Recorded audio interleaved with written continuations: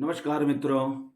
कार्तिक मास शुक्ल पक्ष नवमी तिथि 21 नवंबर 2023 मंगलवार को इस बार पड़ रहा है। उस दिन अक्षय नवमी है।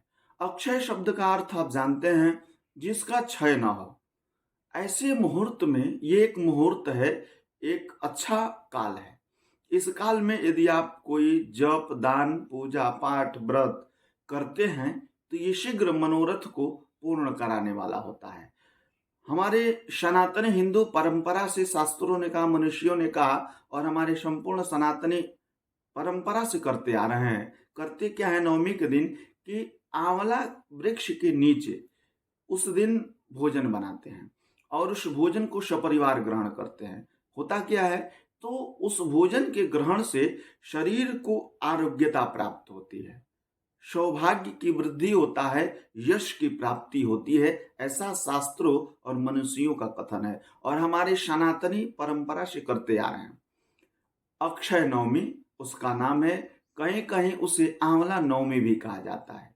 ऐसे मैं बताऊं, यदि अक्षय नवमी के दिन भगवान विष्णु की पूजा आंवला वृक्ष के नीचे किया जाए तो ये बहुत लाभप्रद है, जबरदस्त लाभ देने वाला है।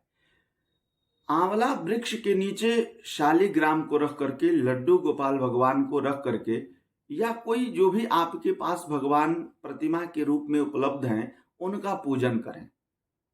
भोजन भी बनाए वृक्ष के नीचे और भगवान की पूजा के क्रम में भगवान को हल्दी की 5 गांठ चढ़ाएं। भगवान को हल्दी का 5 गांठ चढ़ाएं।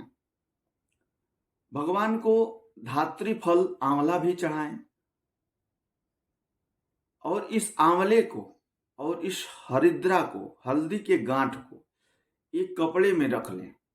उसमें कुछ सिक्का रख लें और कुछ पीला अक्षत करके वो भी रख दें, दूर्वा रख दें। ये 5 चीजें रख करके उसको पोटली बना लें, उसको एक थैली बना लें और थैली बनाकर उसे या तो पूजा रूप में पूजा के स्थान पे रखें, या आप उसे जहां धन रखते हैं वहां रख दें।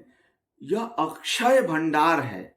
यह अक्षय भंडार आपकी जो लाभ के कार्य हैं उसमें यश दिलाने वाला होता है। आपके भंडार को ये कम नहीं होने देगा, भंडार को बढ़ाने वाला होता है।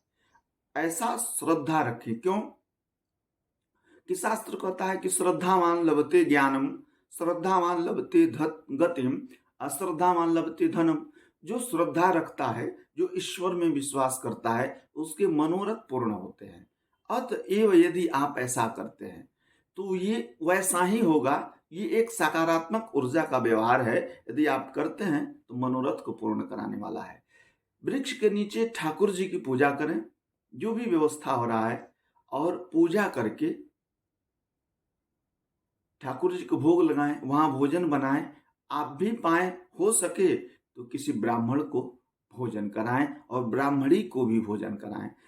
अक्षय नवमी के दिन रत्नगर्भा कुष्मांड दान करने की बात आती है। ऐसा शास्त्रों ने कहा कि कुष्मांड में चांदी, सोना या तांबा कोई भी धातु छोड़ करके, या नहीं तो कुछ द्रव्य छोड़ करके ब्राह्मणों को कुष्मांड दान करना चाहिए। इससे अक्षय भंडार की प्राप्ति होती है। यह अक्षय नवमी अपने आप में एक सिद्ध मुहूर्त है। इस दिन किया गया कार्य मनोरथ को पूर्ण कराने वाला होता है।